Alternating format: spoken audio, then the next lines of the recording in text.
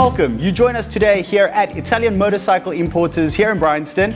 Across from me is Mr. Sean Powell, and he'll be answering some questions we had regarding the Aprilia Tuareg 660 we recently had on review. So Sean, first of all, thank you so much for your time. Thank you, appreciate it.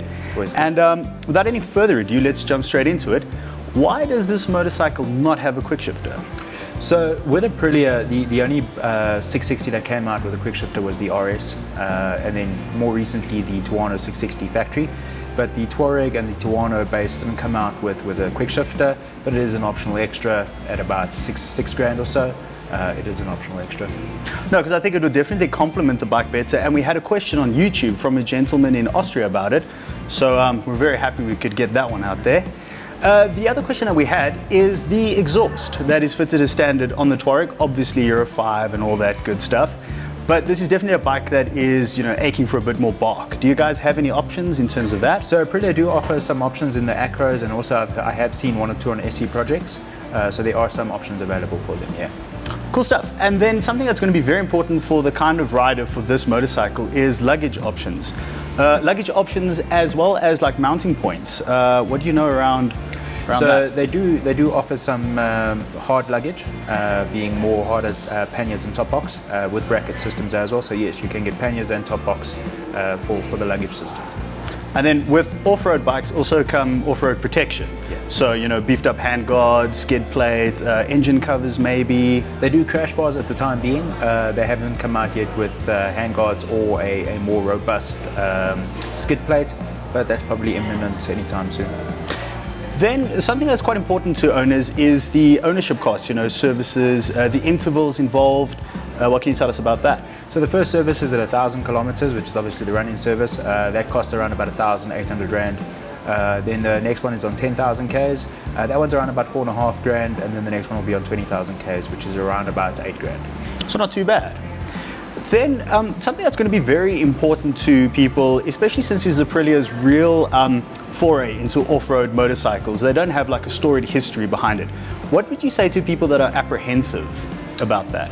So where you got to just take a look at it is that the Tuareg originates from the RS 660. The 660 motor has been out now for just over 2 years.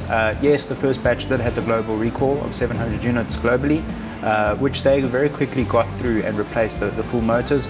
Ever since then, we haven't had any reliability issues creep up, and that motor derived into now the Tuareg 660. I don't foresee any reliability issues popping its head up anytime soon. And having ridden the bike, it just feels really well made and really solidly put together.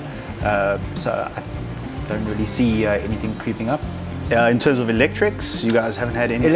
Electronics, no. So to be honest, ever since they switched over to the Bosch systems, it's just a lot more reliable, a lot less issues here or there. So yeah, as far as electronics go, no the Italian days of being completely unreliable, yeah. Oh, that's great to hear. The last question I have for you is a little bit of an interesting one in the sense of we have larger displacement ADV bikes, 1100s. I know Aprilia is not shy of sticking a V4 1100 in their bikes. What do you think the chances are of us seeing like a V4 1100 Tuareg? Josh, to be honest, I'm not really sure. That's a sort of market space that's very populated at the moment, with some very strong brands playing around in that field.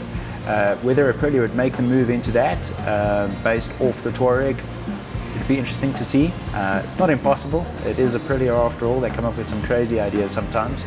So it's not impossible, but my little crystal ball hasn't shown anything in the foreseeable future.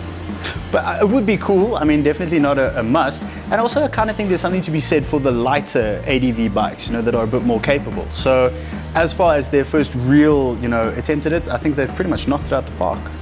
Yeah, we find that the Tuareg is a lot of fun, and it actually just makes riding fun again. Where it's not all about the horsepower, it's not all about the top speed. It's about just actually enjoying the motorcycle, enjoying where you're riding and the sort of riding you can do on it, with always feeling in control and feel like you can do it. Kind of where that hashtag be a racer comes from. It makes you feel like you are a racer, regardless of what you're riding, which is what makes it special. Absolutely, that's exactly what we found when we took the bike out. It's like it takes the average and makes it that little bit better. Yeah. So that is it in terms of questions we have. If you guys have anything else, please do send us your questions and we'll try our best to get answers to them. And in the meantime, pop down into IMI here in Bryanston. They've got the Tuareg on demo, they've got a whole bunch of other bikes on demo. Pop in for a coffee, come say hi, and yeah, just meet some really cool people. If you guys like what you saw here, please subscribe for more, and we'll catch you guys in the next video.